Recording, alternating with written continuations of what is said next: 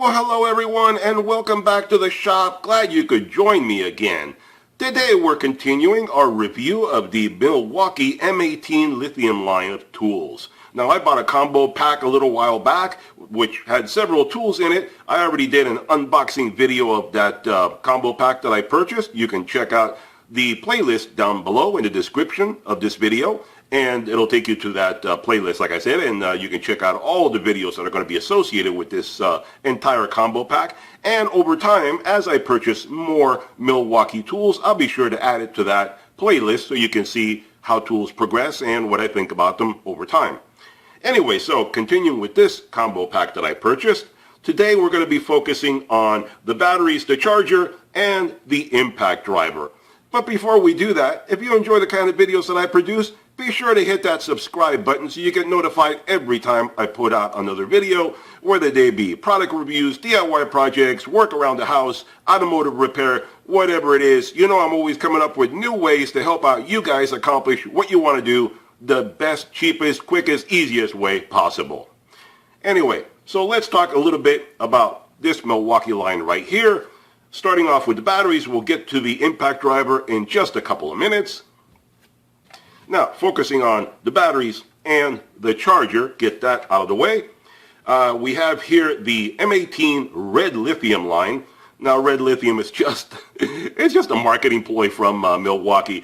It's just a naming category. There is no such thing as a red lithium. There's no yellow lithium, blue lithium, whatever. Lithium is lithium. That really doesn't matter. That just refers to their circuitry. They're upgrading these batteries as time goes by. Their red lithium line is supposed to be, according to them, supposed to be their most durable line of batteries that they have out there. Only time will tell if that really is true or not. If you guys have long-term experience with these tools and batteries, be sure to comment down below. Let me know what your experiences has been so I can know and other people can learn from it as well. As far as these batteries go, we have the M18 line. We have the 2.0 here and the 4.0 here, and the charger that is basically a rapid charger. And this charger has all sorts of writings on the front. Most of this is just cautionary stuff for legalese, that kind of thing. The only part of this indicator charger that basically indicates anything is two lights back here, red and green. That's all. They blink, they're steady, they're on, off, whatever. That's what tells you what's going on. So this tells you here, this is the legend. You can see right there. That's the legend there on the front, telling you exactly what the secret code of these lights back here really means. Now, this charger, you can either put it on a tabletop, a desktop, whatever like that, or it can be wall mounted. So it does have the screw mounts on the back where you can secure it to a wall and hang it up like that. So this is, you know, the way it would look hanging on the wall, and you can see the battery indicators facing forward that way. It does have charger ports for the M12 line and the M18 or M12 line that is designed in this shape, because I'll use this as an example. This is not part of this combo pack, but this is an M12 battery that I have for my Milwaukee radio that I got a while back. And I did a review video on that as well a little while back. You can go check out that video if you want to know more about their Milwaukee radios. I still have it, still working, no problem. Been a good radio to me. I love it, has a great sound. Anyway, this is the M12 batteries like you saw right there. And this fits in here perfectly. Plug it in there, and that's how that charges up. These fit in this way. You put them like that, slide them down, that's how they hook up. On the tabletop, this is the way they would look. On the wall, that's the way they would look. They don't fall out. As you can see, they're locked in place. They don't fall out of there. So that works out very nicely. Now, one thing I'll say also, I'll point this out in case you don't have any experience with this, is that you can put in two batteries at the same time. Each port, just like I have right here. It will only charge one at a time. It'll start with this one. It'll indicate that it's charging, and this one will indicate that it's on standby. So when this one finishes, it goes over to the next one. Now, that's a convenient little feature right there. Unfortunately, it won't do both at the same time. I'm sure it has some overheating circuitry, that kind of thing going on in there. But you can just put them in there and walk away and forget about it. And you come back in a while, however long you want to, and they'll be both ready to go. So that's fairly convenient instead of having to come back all the time constantly to check and see, is it done yet? Do I put another one? Whatever the case may be. And I'm sure you can get bigger chargers that probably have more battery ports to them. So that's how that works.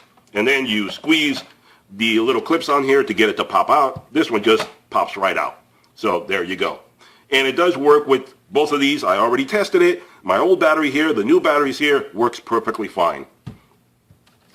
Now, as far as the batteries go, let me tell you right here, I drained these all the way down to where the tools wouldn't work anymore and where the little light started blinking telling me it was pretty much dead. You can never get these things down to zero because the circuitry will not allow it. They always keep a reserve in there just so that you don't damage the cells. So I got them down as far as the circuitry will allow me to go. All right? And because I know somebody's going to want to point that out, so there you go. So anyway, so I charged them both up, and actually they charged up fairly quickly. The 2.0 over here took 45 minutes to charge from nothing to fully charged, and the 4.0 took about an hour and 10 minutes. So 45 and an hour and 10, that's pretty good. Most of the ones I have done up until now take over an hour just to do the 2.0. And the 4.0 or 5.0, whatever each company has, will take a couple of hours. So this is actually a rapid charger right here. 45 minutes and 1 hour, I'd say that's pretty quick. So that's a good thing right there.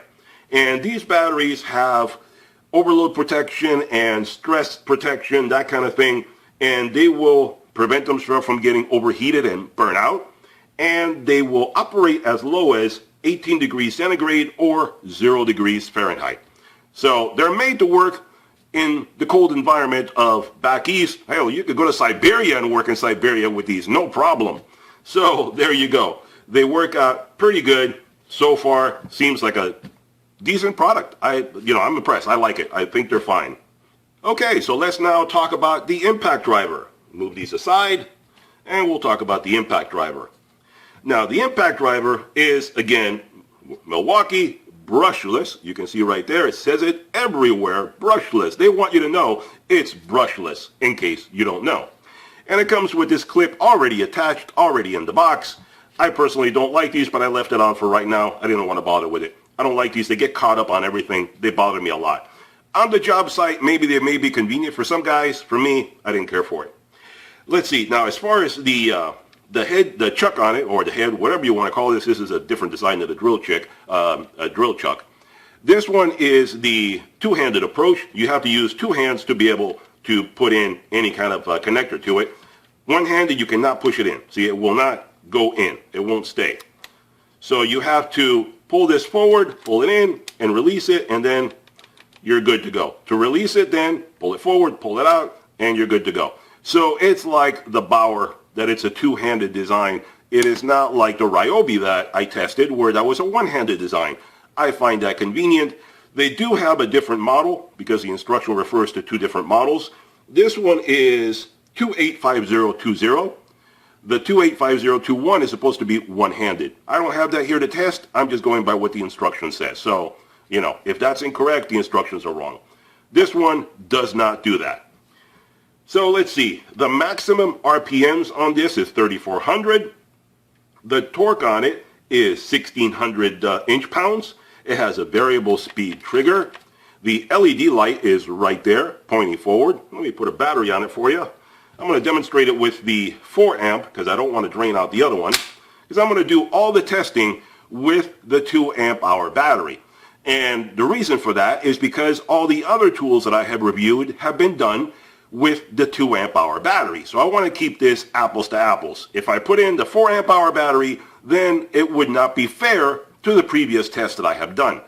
So the testing is going to be with this fully charged 2 amp hour battery later on in the video. So demonstration purposes, I'm just going to use the 4 amp right now. So here's the LED for you, and I'll let that turn off, and then we'll count it exactly and see how many seconds that takes for it to go on and off. And by the way, also, since we're waiting for, there you go, it goes off. This has the indicator here on the front of the battery, not like some other ones that either don't have it or have it on the back. It's on the front, very convenient, and it does this neat little trick when you turn it on. Watch. It scales up, showing you exactly what you have there. So there you go, fully charged up and you're ready to go. Now, when you put the battery in, the LED should come on. There you go. So you don't even need to pull the trigger to get the LED to click on. And there you can see how many seconds that takes approximately all by itself. And let's see, you just hit it slightly to get it to start and it'll click on. You don't need to hold it on, it'll stay on for a little while. So the LED points straight ahead as to what you're working on. There you go. And let's see, this has a very small design of the head itself because it is brushless. Now, to give you a comparison, I pulled out my Bauer. Let me take off the battery on here so we're looking at this evenly.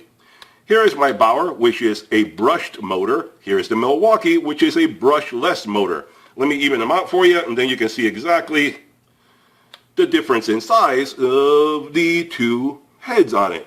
You can see the brushless is much smaller. There you go. The length of it, to be precise, is 5.1 inches, the Milwaukee, and it weighs 2.9 pounds. It has overload heat protection, and let's see, like I said, the torque on it is 1600 inch-pounds. The IPM, or impacts per minute, is 4200. So that tells you approximately what this tool can produce for you. So we're going to be doing some testing and so forth, just like I did with the Bauer. We're going to be putting through some paces and find out what it can or cannot do, how it will hold up, is it worth the extra money for a much more expensive tool.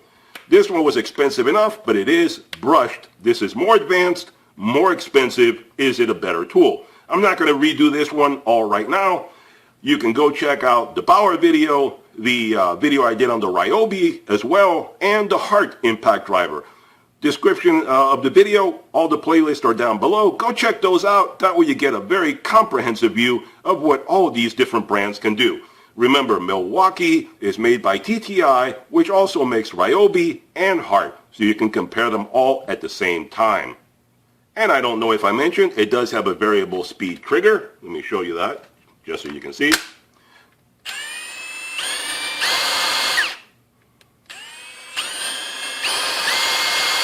So it does have a variable speed trigger on it.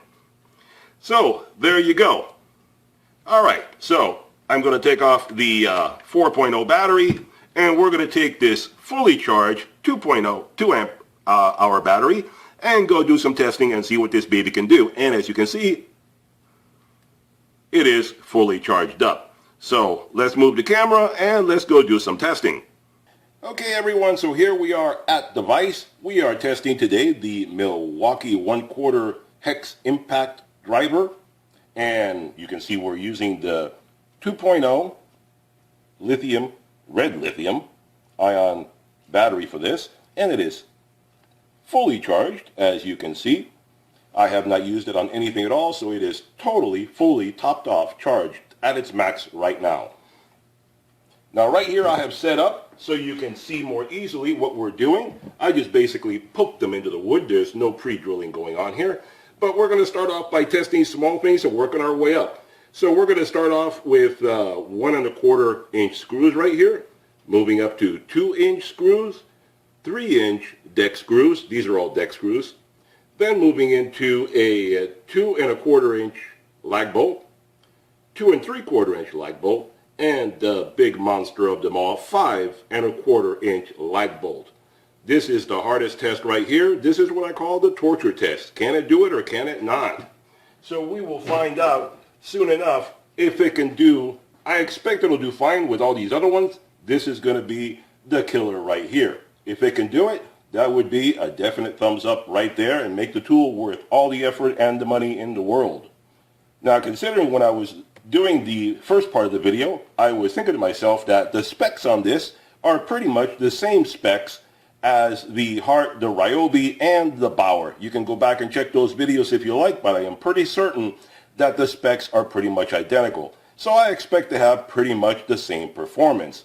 I guess we'll soon find out, obviously, but if that turns out to be the case, then the whole point behind paying more for this tool will be that it is a better tool and give you more longevity. That is what I am assuming right now. Now this tool did not come with any bits or adapters or anything. So I am going to be using the Phillips head impact rated bit to drive in the Phillips screws right here. This one came with my Bauer. It is impact rated, so I will be using that one. The Milwaukee did not choose to give me any bits at all. And for these right here, I will be using the Warrior adapters that I have here. And I've mentioned these in other videos. They've been very good to me. They don't specify if they're impact rated or not, but I have used them and they have not failed on me yet. So they have been very, very good. If you want some cheaper than the impact rated, I think these are a very good set right there.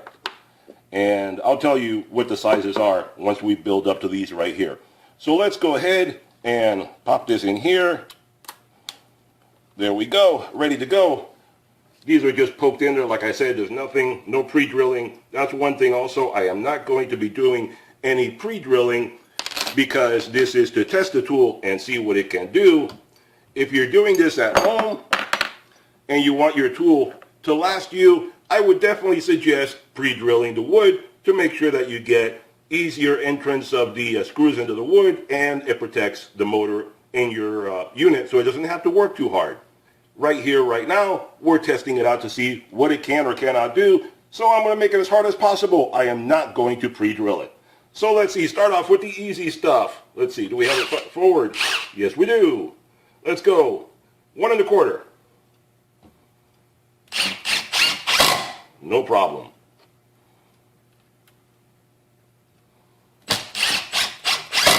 No problem. 2 inches. No problem at all. And it sounds good and solid, I have to say that. I don't know how well you can pick it up, the audio and the camera, but to my ear, it sounds good and solid so far. No strain whatsoever. It is doing it easy peasy. 3 inches. Oh, boy. There you go. That worked out fine. It just spun off. That's why we do a couple of them. Let's see, this time I need to put a bit more pressure on it. No problem. There you go. Did not pop off. Let's change bits. And let's see here. This one. Sure we got the right one. This one is a 3/8 inch head. I don't know if you can read that on there, but it is 3/8. Let's try the 3/8 inch.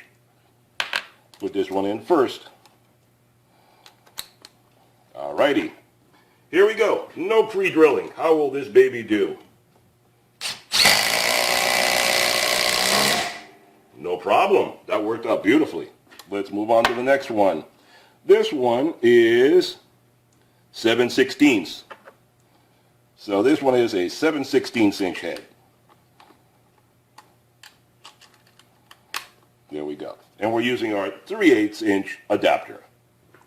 Now, this one is 2 3/4. Let's see how this will do.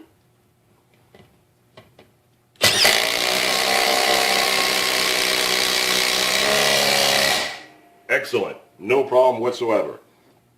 And like I said, to me, it sounds like it's doing it quite well. It's not struggling. So that's a good... Boy, I keep hitting the trigger. All right, now the big daddy of them all. This one is a 3/4 inch. I don't know if that'll show there, but it's a 3/4 inch. Let's see how that'll do. And this one is 5 1/4. Will it put it all the way through? Let's see right here if it'll go all the way through, bottom out past the wood. So we will find out right now. Totally solid here, no pre-drilling, no holes in here whatsoever. Let's see what this baby will do.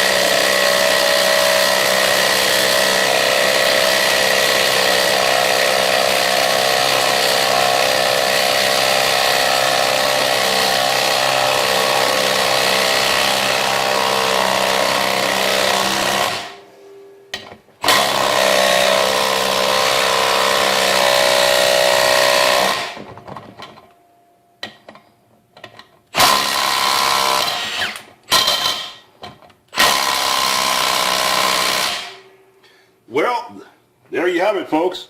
And I don't know if you can see it down here at the bottom. Let me pull you down.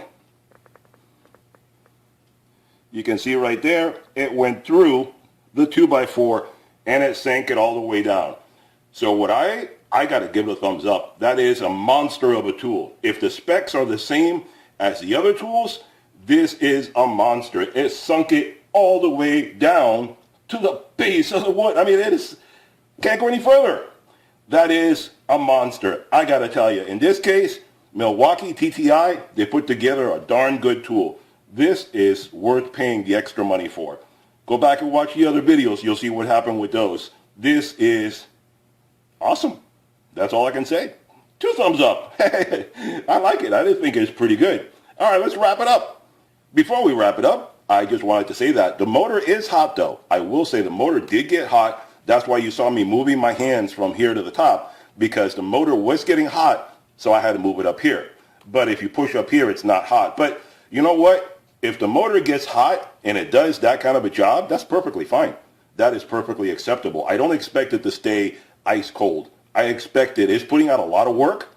That was not pre-drilled. The wood is not split, not cracked. It was put it all the way through. I would say that is awesome. It is hot. You'll let it cool off a bit, and it'll be fantastic. Let's go try some lugs on the car instead before we wrap it up. Let's go check that out. Here's some bonus footage for you, just to show you that there was no trickery, no fooling around, no anything putting this in. I'm going to take it out by hand right now, and you're going to see how much effort I have to put into it. It is not, there you go, it is not, you have to use a lot of leverage to push it out of there.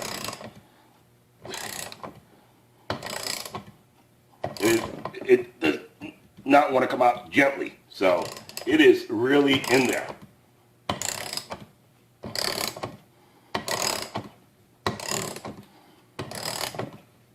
And this is a half-inch drive, so it gives me a lot more leverage.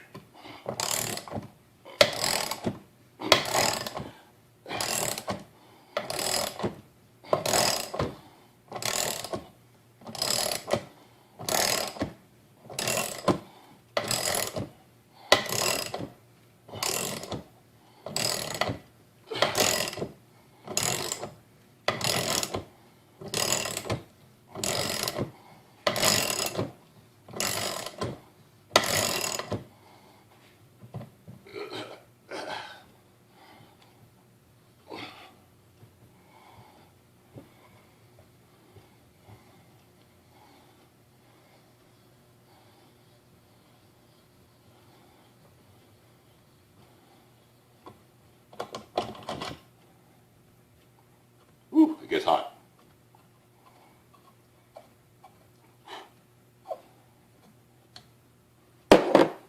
Okay guys, so let's do the test of taking the lugs off the car. So can this be used for construction and for automotive use? Let's find out. This is my Mustang, and it takes 13/16 deep well sockets. I'm going to put that in here and light her up. So let's see what she can do. Alright, let's take this baby off and see what we can do here. Wow, no struggle whatsoever. Put them back in. That torques it really well. Take them back out. No struggle whatsoever. It's a beast.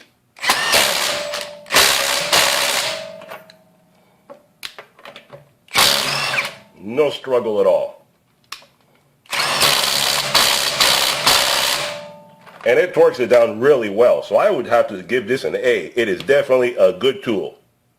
Okay guys, we're back here at the bench. Let me give you my final thoughts before we wrap this up. The Milwaukee M18 impact driver, hex 1/4 inch impact driver. It is an awesome tool. I have to admit, at the beginning of this video, I was a bit skeptical because a lot of tools make a lot of advertisements and sales pitches, and very few of them actually live up to it. This thing is a beast. It actually lived up to it. It sunk this 5¼ inch bolt without any pre-drilling in a 4x4 piece of wood. That is pretty awesome. And that is an old piece of wood, so it is pretty dried up. It is not green and wet, and because if it's the greener and wetter it is, the more it'll lubricate the bolt going through it. This is totally dry, no help whatsoever from the wood itself. So I would say this is an awesome tool. It really did a fantastic job. It ate through the battery. In case you're curious how much battery it consumed doing that testing, you can see right there, it went through half the battery. But that is not necessarily a bad thing. It did the job you wanted it to do, right? It consumed more energy because it was working much harder. And if it, powers through it and gets the job done, that's definitely what you want a tool to do. Now, I would not suggest doing something like this to your tool on a daily basis. If you do, I can't guarantee you how long it'll last. I would pretty safely assume you're going to kill it if you do that kind of stuff every single day. But obviously, if you take care of it and you pre-drill it, put the bolts in, whatever size you need, however you need it, I think it'll last quite a decent amount of time. And it seems for a brushless motor, I think it has a lot of power and really good. It sounded to me, it sounded solid when it was doing the work. It didn't sound like it was struggling, having difficulty, just anything going wrong inside the motor. It sounded like it was solid, it knew what it was doing, and it wanted to keep on going. So I have no complaints. I definitely would recommend the M18. And that is with the 2.0 battery. If you put on the 4.0 battery, that would give it more power, more strength, and it should do an even better job. That's why you see I do all my testing with the same size battery. That way you can compare apples to apples instead of saying, well, the battery threw it off. The test is no good. No, the test is the same. Now you can compare it to the other tools and you know exactly what you're getting. So I would recommend it. It's an expensive tool. It is not cheap, but it should give you quite many years of good use and so forth. And it is tough. It can do a lot of different things, working on the car, working on carpentry and stuff like that. It's a definite thumbs up for me.